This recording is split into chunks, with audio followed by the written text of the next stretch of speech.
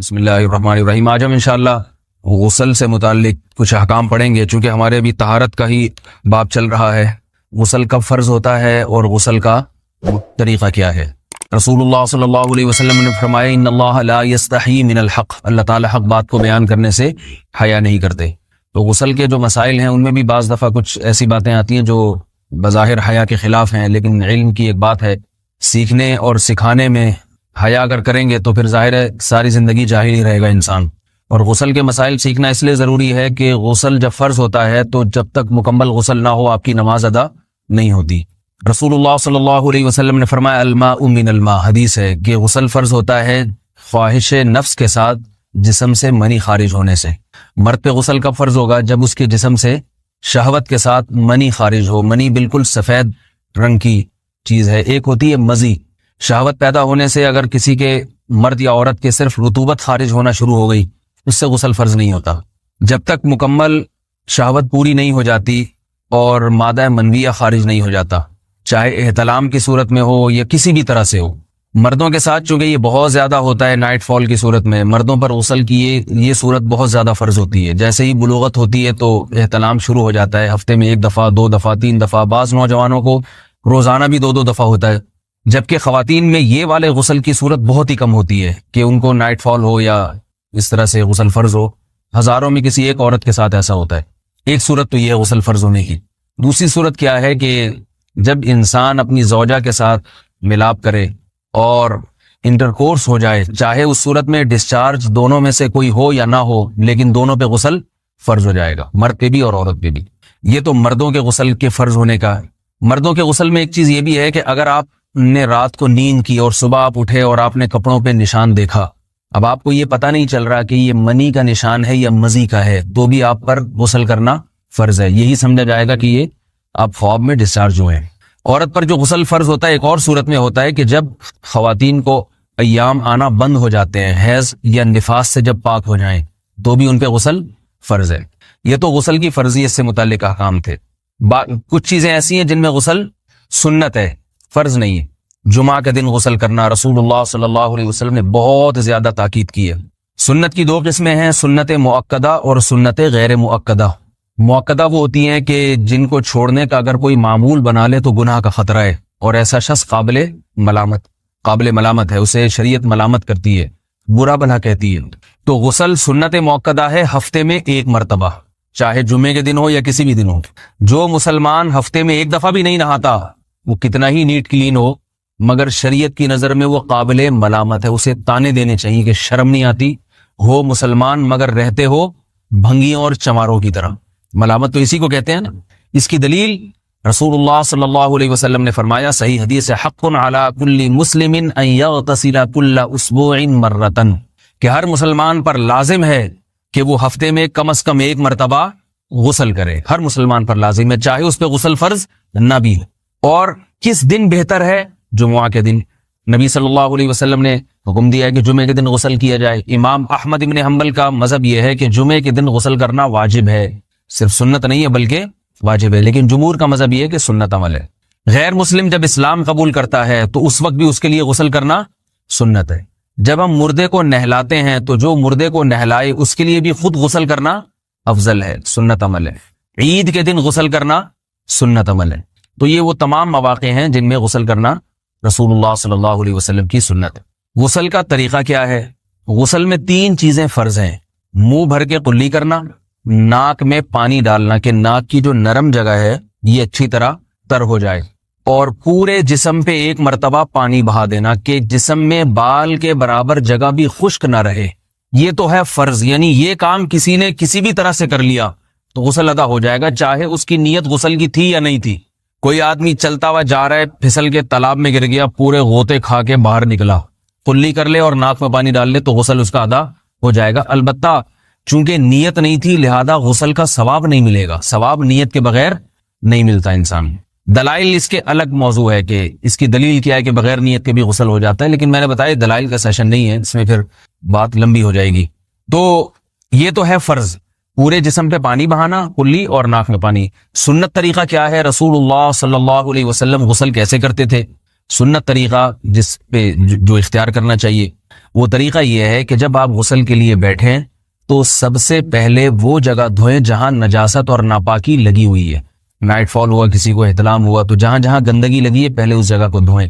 استنجا کریں, شرمگاہ کو دھوئیں اچھی طرح, سمجھ رہے ہیں بات کو. اس کے بعد ہاتھ دھوئیں اور مکمل وضو کریں جیسے ہم عام حالات میں وضو کرتے ہیں. مکمل وضو کرنے کے بعد دائیں کندھے پہ پانی ڈالا, لیفٹ سائڈ پہ پانی ڈالا. پہلے زمانے میں تو چلو سے غسل ہوتا تھا, ہاتھ دھو لیے تو اب چلو سے پانی لے کے یہاں ڈالا جا رہا ہے, چلو سے پانی لے کے یہاں ڈالا جا رہا ہے, پورے جسم پہ ملا جا رہا ہے, اور چلو سے پانی لے کے 3 دفعہ سر پہ ڈالا جا رہا ہے. تو آج کل چلو الو تو ہے نہیں, شاور کے نیچے جا کے کھڑے ہو جاتے ہیں.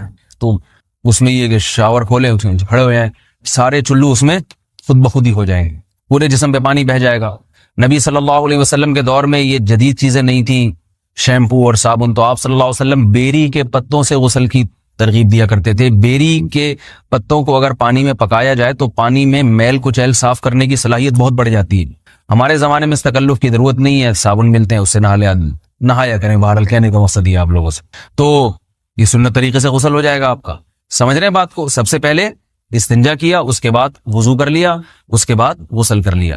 اگر کسی نے غسل میں وضو نہیں کیا اور ویسے ہی پورے جسم پہ پانی بہا دیا تو بھی اس کا وضو خود بخود ہو جائے گا. اس غسل سے وہ نماز پڑھ سکتا ہے, کیونکہ بعض لوگ غسل کرنے کے بعد دوبارہ وضو کر رہے ہوتے ہیں. اس کی ضرورت نہیں ہے, کیونکہ جب غسل کرتے ہیں تو وضو والے اعضاء تو خود بخود اس میں دھل جاتے ہیں.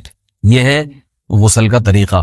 وضو کیسے ٹوٹتا ہے؟ جن چیزوں سے غسل فرض ہوتا ہے ان چیزوں سے وضو تو بہرحال ٹوٹتا ہی ہے.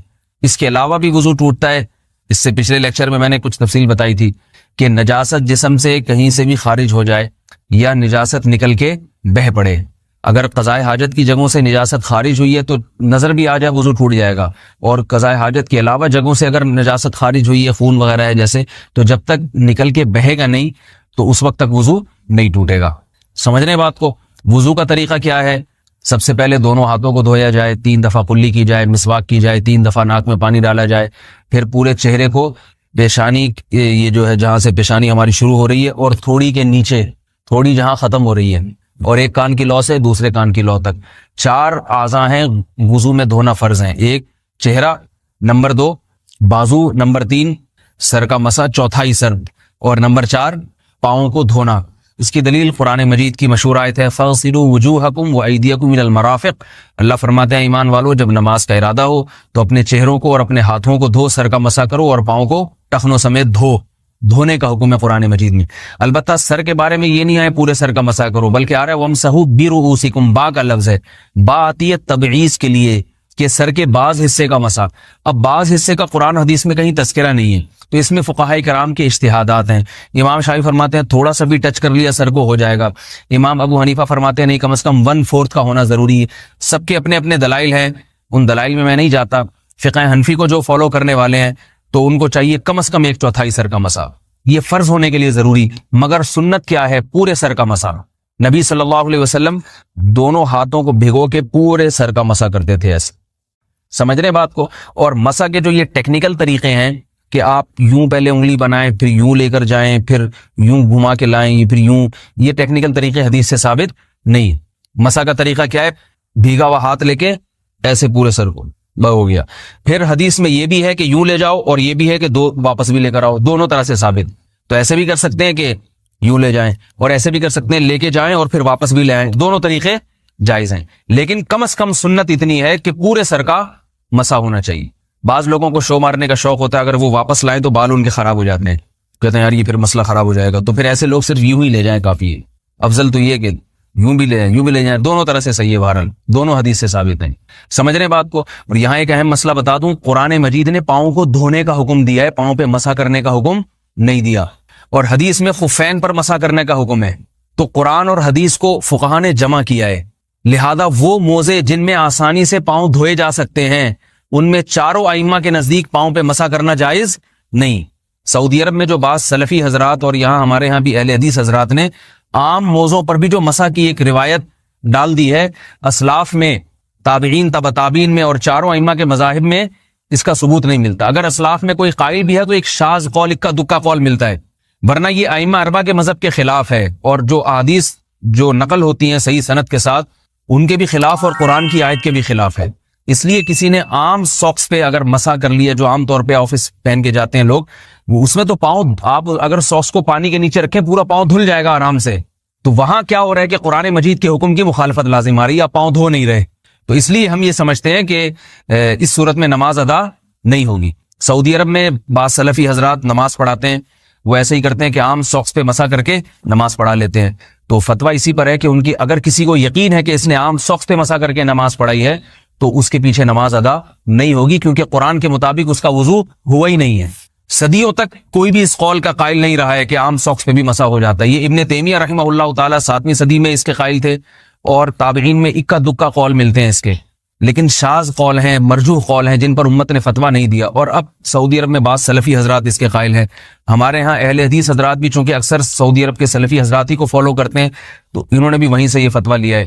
لیکن ائمہ اربعہ کے مذہب میں اور دلائل کے لحاظ سے دیکھا جائے تو یہ مذہب کمزور ہے. قرآن نے پاؤں کو دھونے کا حکم دیا، آپ دھوئیں گے پاؤں جب تک دھونا ممکن ہے. چمڑے کے موزے ہیں، ان کو دھونا ممکن نہیں ہے اتارے بغیر، لہذا ان موزوں کے اوپر مسا ہو جائے گا. تو اس سے قرآن پر بھی عمل ہو جائے گا اور حدیث پر بھی عمل ہو جائے گا.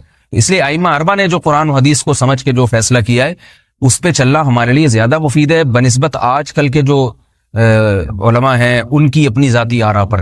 اس لیے یہ بھی ایک وضو سے متعلق اہم مسئلہ تھا. سمجھ رہے ہیں؟ باقی تو ماشاءاللہ وضو کرنا سب کو آتا ہی ہے.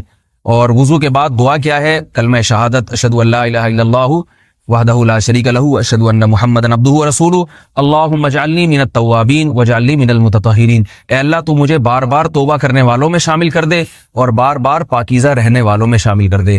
توبہ اس لیے کہ میں نے ظاہری طہارت تو حاصل کر لی، مجھے روحانی طہارت بھی عطا کر دے. اگر میں نے گناہ کیے ہوں تو مجھے ان سے بھی توبہ کی توفیق عطا فرما لے، تاکہ اس لحاظ سے بھی میرا وضو ہو جائے، اس لحاظ سے بھی میں پاک ہو جاؤں. سبحانک اللہم و بحمدک، نشہد ان لا الہ الا انت، نستغفرک و نتوب الیک.